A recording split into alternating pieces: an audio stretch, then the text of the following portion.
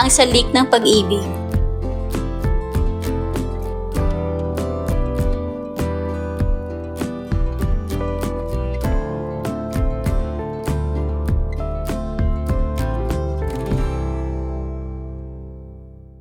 Lahat ng ginawa at ipinakita ni Jesus sa mga ebanghelyo ay nagpakita ng pag-ibig ng Diyos.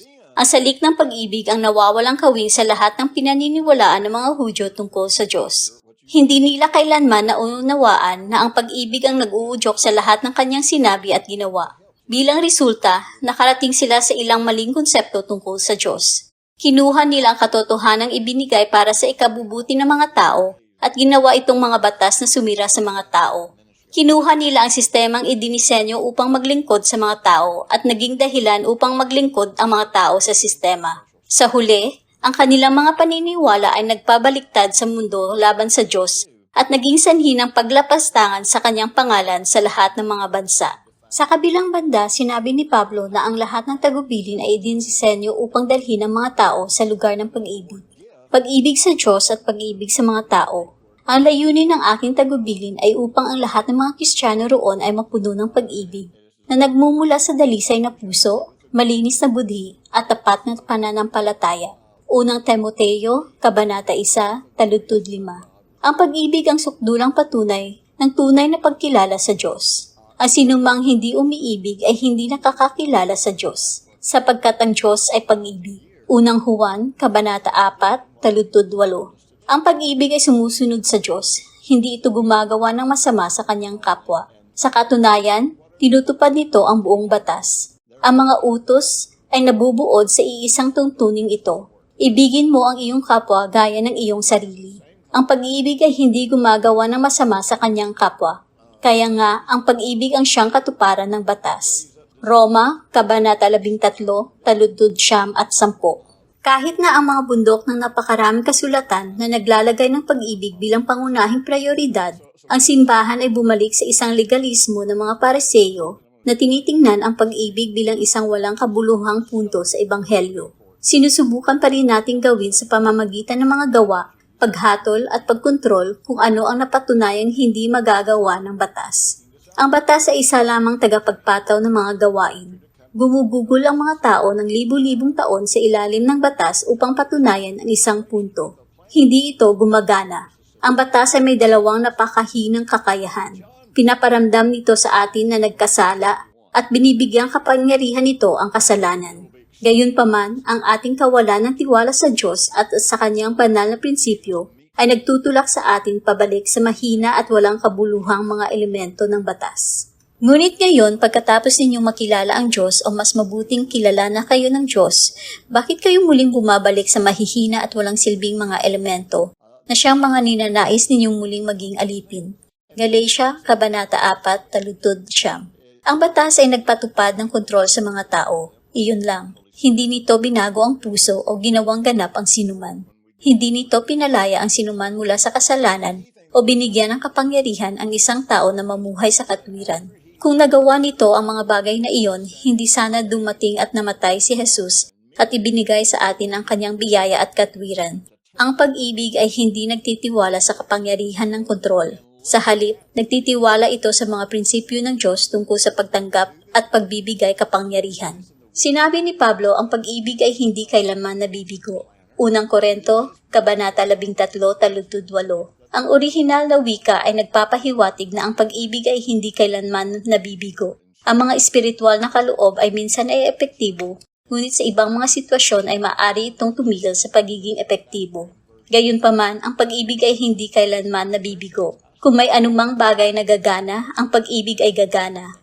Kung ang pag-ibig ay hindi gagana, walang anumang bagay na gagana. Sa makatuwid, ipinayo ni Pablo, layunin ang pag-ibig. Unang Korinto, Kabanata 14, Taludtod 1. Sinabi rin ni Pablo na ang pag-ibig ay naniniwala sa lahat ng bagay. Unang Korinto, Kabanata 13, Taludtod 7. Taliwas sa kaisipang makamundo, ang pag-ibig ay hindi inosente.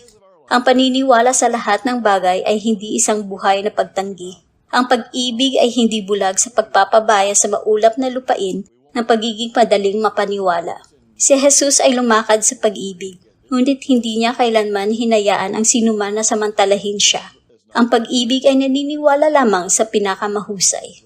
Sa kanyang interpretasyon sa mga liham ni Pablo sa mga taga-Korento, sinabi ni R.C.H. Lenski, ang pag-ibig ay tumatangging sumuko sa kahina-hinalang pagdududa. Ang laman ay handang maniwala sa lahat ng bagay tungkol sa isang kapatid at kapwa-tao sa isang masamang kahulugan. Ang pag-ibig ay gumagawa ng kabaliktaran. Sa madaling salita, ang pag-ibig ay naniniwala sa lahat ng makakaya nito.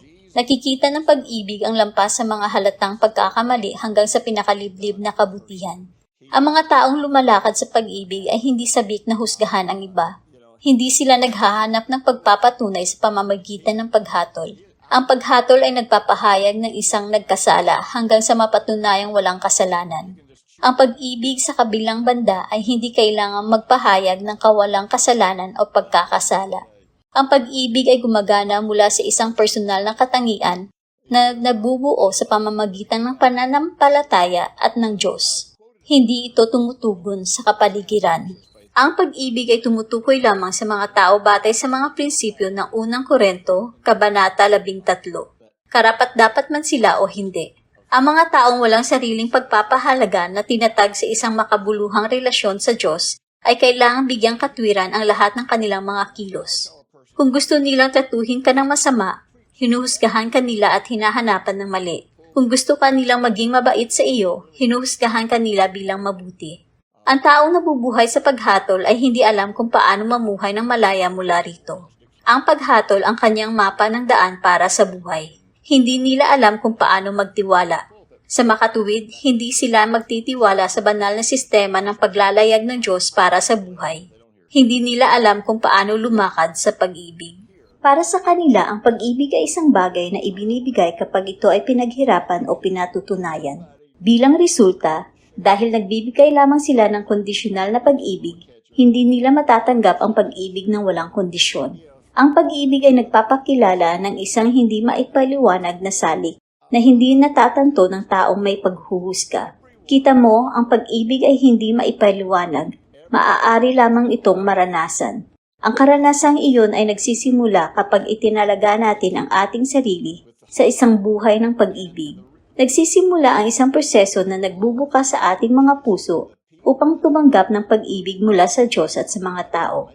Habang nagbibigay tayo ng pagmamahal sa iba, nagagawa nating tumanggap ng pag-ibig. Ang buhay na ito ng pag-ibig ay nagpapalaya sa atin mula sa pangangailangang humatol.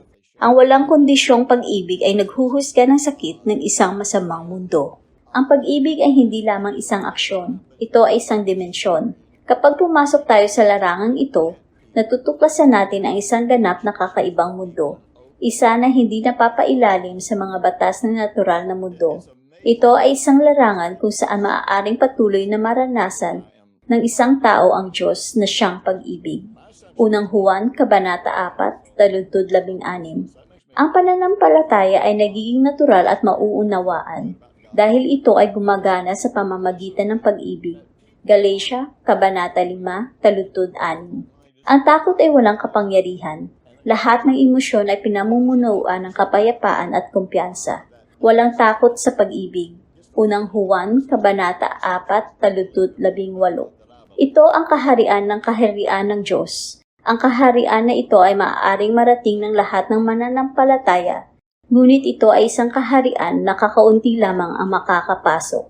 Ang takot na sumuko sa kontrol ay nagpipigil sa karamihan ng mga mananampalataya na nakatali sa sistemang ito ng mundo, na hindi kailanman nagbigay ng ipinangako nito. Isang kaharian kung saan ang mga pangako ng Diyos ay nabibigo. Ang pananampalataya ay isang batas na nakatali sa mga gawa, at ang Diyos ay tila isang malupit na tagapag-utos. Sinabi ni Pablo, ang lahat ng inyong ginagawa ay gawin ninyo sa pag-ibig. Unang Korento, Kabanata 16, taludtod 14. Sinabi ni Pedro, higit sa lahat, panatilihin ninyong walang pagkukulang ang inyong pag-ibig sa isa't isa, sapagkat ang pag-ibig ay nagtatakip ng maraming kasalanan. Unang Pedro, Kabanata 4, taludtod 8. Sinabi ni Santiago, kung tunay ninyong tinutupad ang kautusang hari na matatagpuan sa kasulatan, ibigin mo ang iyong kapwa gaya ng iyong sarili. Ginagawa ninyo ang tama. Santiago, Kabanata 2, taludtod 8. Sinabi ni Juan, "Alam nating tayo lumipat na mula sa kamatayan patungo sa buhay, sapagkat iniibig natin ang ating mga kapatid. Ang sinumang hindi umiibig ay nananatili sa kamatayan." Unang Juan, Kabanata 3, taludtod 14. Sinabi ni Jesus, ibigin mo ang Panginoon mong Diyos ng buong puso at ng buong kaluluwa mo at ng buong pag-iisip mo. Ito ang una at pinakadakilang utos. At ang pangalawa ay katulad nito, ibigin mo ang iyong kapwa gaya ng iyong sarili. Ang lahat ng kautusan at ang mga propeta ay nakasalalay sa dalawang utos na ito. Mateo Kabanata 22, taludtod 37 hanggang 40. Isinulat ni Apostol Juan. Ito ang mensaheng narinig ninyo mula pa sa simula. Dapat tayong magmahalan. Unang Juan, Kabanata 3, taludtod 11.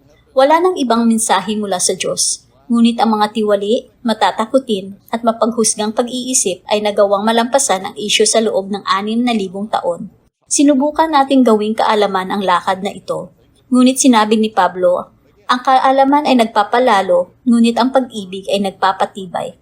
Unang Korento, Kabanata 8, taludtod 1. Dahil inuna natin ang mga gawa at paghatol, ang ating pag-unawa sa Diyos ay hindi pantay-pantay.